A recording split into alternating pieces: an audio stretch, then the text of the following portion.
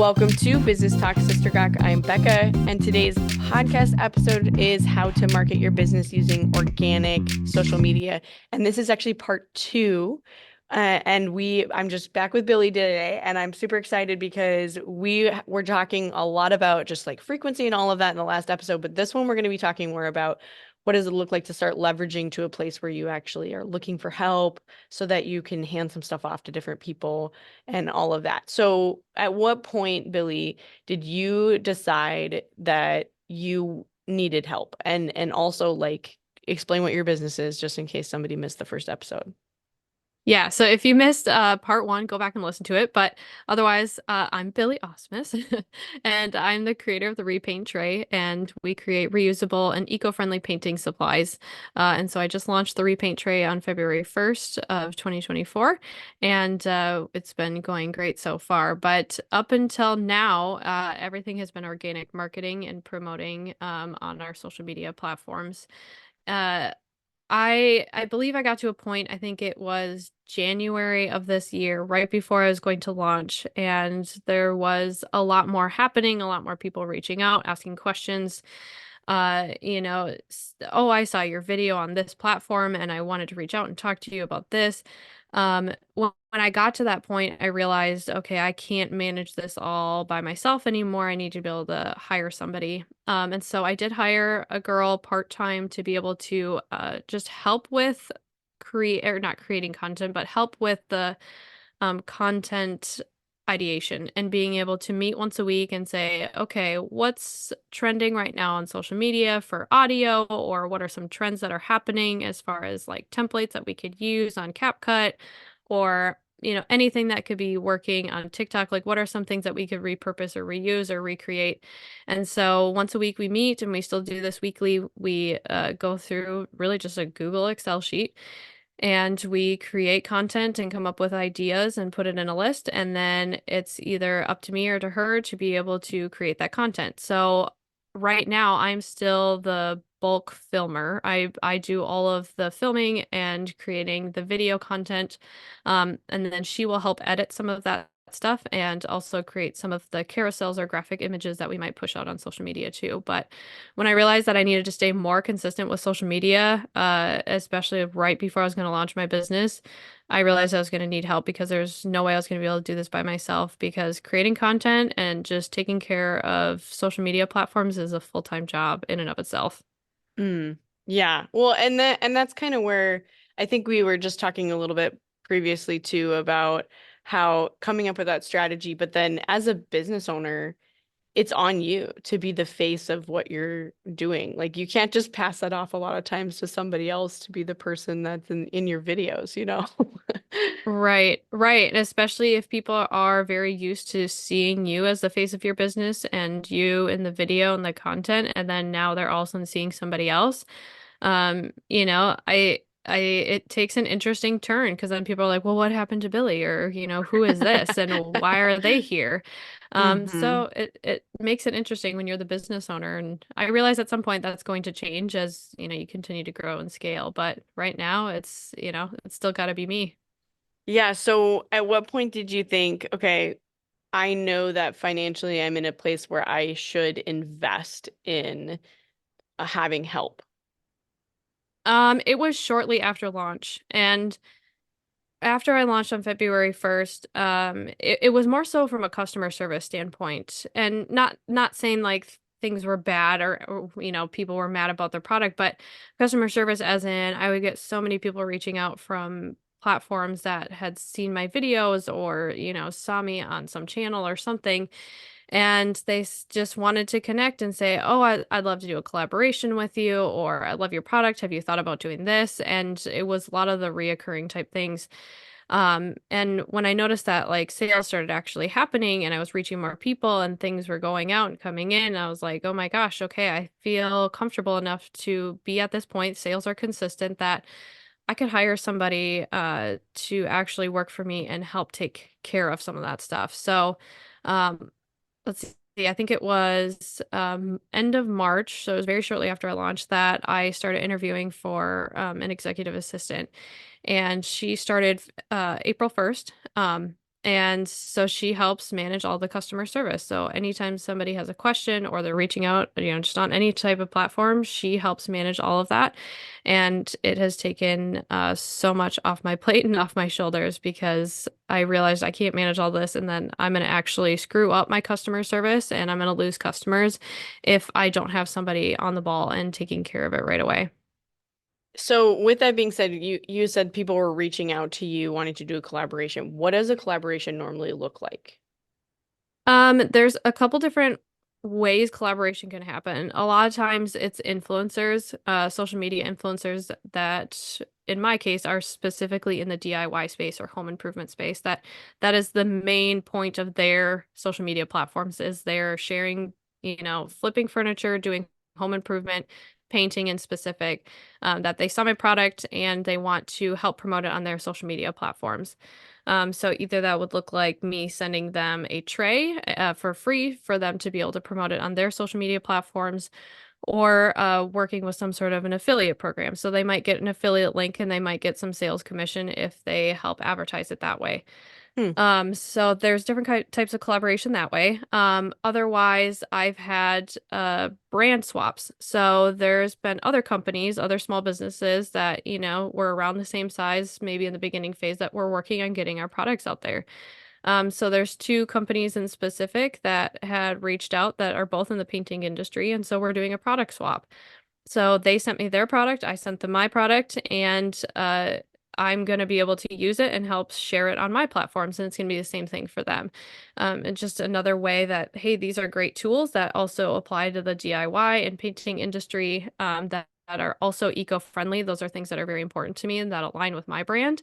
And I'm okay with promoting those products on my own page as long as it fits, within my demographic and my brand and my mission and vision essentially for the future. And would you say that those things fall under organic, even though you're still putting money out to send somebody a product? I would still consider that organic because at the end of the day, when we're promoting something on social media, we're not paying Meta, so to speak. We're not paying TikTok advertising dollars to actually Hmm. push that out. So I haven't put any money in that sense towards paying for physical advertisements that you might see as like a pop-up on your phone. Hmm. So yeah, exchanging product with somebody else to help still organically promote it on platforms, I would still call that organic marketing.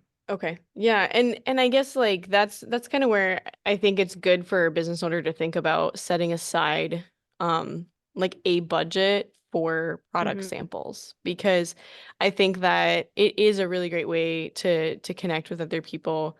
And so in terms of getting that stuff out there and everything, you mentioned that you have an executive assistant. So is there is there like a difference between a social media manager and a executive assistant? And then how do you kind of navigate that as you're looking to move forward? Because I think that when somebody says, this is what I do full time for social media, they kind of can come with a little bit more skill set in interpreting data and knowing kind of different things that maybe an executive assistant would not. Would you speak to that? Yeah, my executive assistant that I have, essentially, she is helping manage my schedule because now things have kind of, exploded, so to speak, that there's a lot more traction, a lot more people reaching out, a lot more meetings. So she's helping manage like my email and making sure that it stays cleaned up and organized. She's also helping organize my calendar and seeing, okay, if somebody's reaching out and wants to schedule a meeting. So she'll touch with me and say, like, is this somebody you want to have a meeting with? If not, I can tell them to go on their way, or otherwise I can put them on your calendar. And so I just kind of have set days that I'm like, okay, these are the days that I prefer to have meetings. So she helps, stay within that window. And because again, I'm still pretty small, she is managing that customer service. So anytime an email comes through like our generic email through our website, she's helping respond to a lot of those. She'll take care of any shipping mishaps, and managing some of that stuff as well. So that's been incredibly helpful. She doesn't have a lot of experience in the social media realm, and so that's not necessarily her area of expertise, but she can help me stay organized and on task with some of the projects that I might have going on. the social media assistant right now, or manager, so to speak, they would typically be the ones that they're going to manage the social media platforms. They might be the ones posting for you, responding to comments or responding to DMs. A lot of times they're going to be looking at the strategy, seeing what the algorithms are and how they're changing. They're going to look at any of the analytics and see when that engagement is highest and all those different types of things, and then provide suggestions or create different types of have different direction on where we should take things and adjust based off of our demographic and our audience.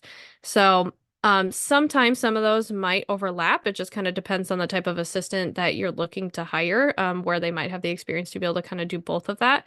But again, it comes down to expertise and time management skills too. Yeah, and I was just thinking through as you were talking about some of these strategies that you're implementing. Um, it seems like everything for your product, you just have one product, it's set up so you can do all this other stuff, and then you're not really focused at this point on doing more R&D of like, and here's more product offerings that we have. So when you are cross promoting, doing all this stuff, people have everything they need to go and buy right away, right? Or am I Right. wrong in that? Yeah, and right now my, R&D or research and development, like that's all basically, me. Right now I'm just kind of looking at the response of what people are saying that about the current product and how they're saying, "Man, I wish you had this," or "I wish you had this," or "This would be Mm-hmm. great." And so I'm kind of gauging the response rate on, okay, people really like this product, but they really wish something like this existed. And it could open up a door to a whole other industry, so to speak.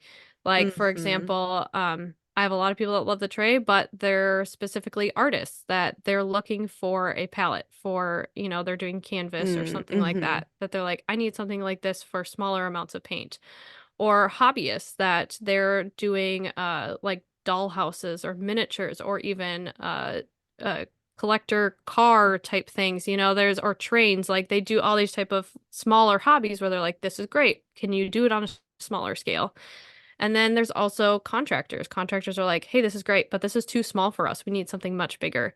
Can you create something that's bigger? And so it's kind of tapping into all these different industries and just seeing what the response is, and where I'm going to put my energy on what type of development that I need to make, for the future. Mm-hmm.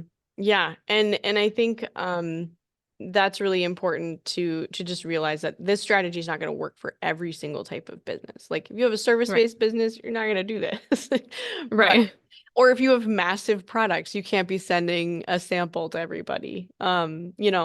And so that strategy is not going to be the same. But okay, so then with the team that you have, with the assistant and then your social media person, are you looking like, do they do full-time hours, or where are you at with saying this is what's doable if I'm spending a full day making content for the video side of things, this is what you should expect to see from a team doing the other tasks? So my assistant, I should clarify, my executive assistant, she is employed by Repaint Studio. So she's a W-2 employee.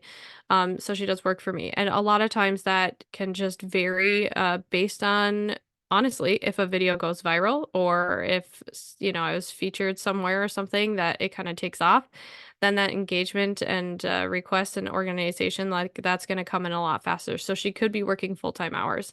For the most part, it's more of a part-time hour thing, as long as she's kind of staying on top of tasks that I might give her. And then there might be some like one-off things that I say, hey, I need some help with this. Is this something you'd be able to do or be willing to help me with?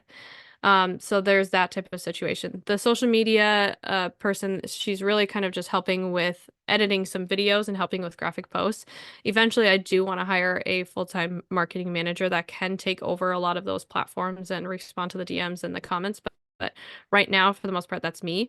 Um, Otherwise, she is 1099. So she's contract. She helps with other entrepreneurs in editing some videos and just kind of helping with some of their social media platforms if they need it.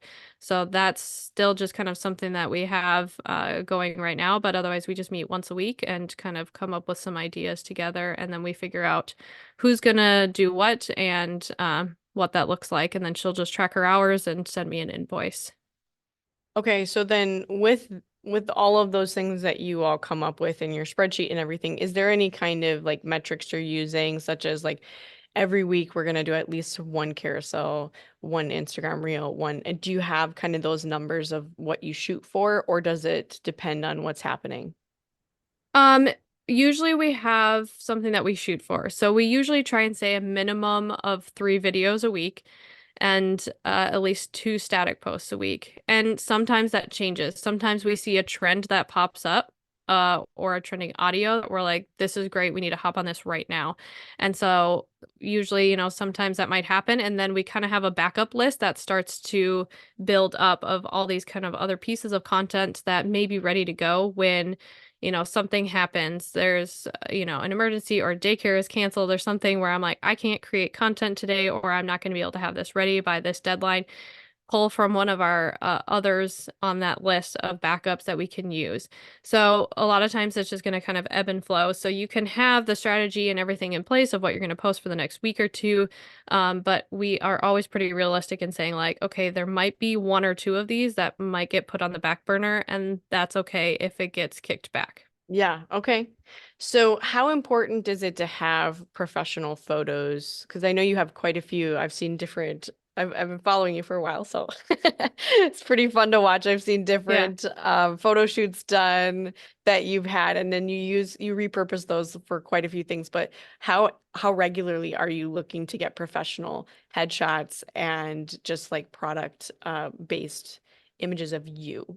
The product, when it's product related, product specific, like professional video and photography and stuff, I try to do that at least once a quarter. So, at least, 4 times a year to getting updated product photos if we need them for specific, holidays that we might need them for Mm, or anything like that. okay. That's a lot of times I'll do it that way. Otherwise, headshots and stuff, I'll probably end up doing it like once or twice a year. Again, it just kind of depends. The most recent one that happened just was kind of on a whim. The photographer that I had, I was hiring them more so for the product side of things to get new product photography and videography. And they had rented a studio space and had extra time, and they just said, "Hey, you flew in early. Why don't you come over and we'll get some headshots for you?" So it just kind of happened to work out that way. Okay. No, that's good to know, just in terms of keeping your content fresh as well.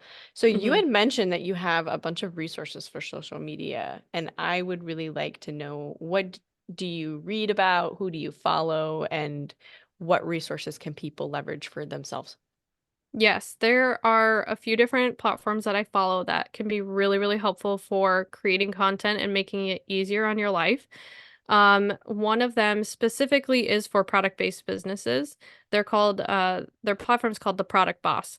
They're not a duo anymore. It's now one of them, I believe, left. But there's a podcast that they have that they talk about different strategy for promoting product-based businesses. But they also have a resource on their website that's called A Year of Content. And it's a full content calendar that they go through kind of those random holidays where it's like, hey, it's National Coffee Day, it's National Donut Day, and it's just seeing how you can kind of tie that into your business somewhere.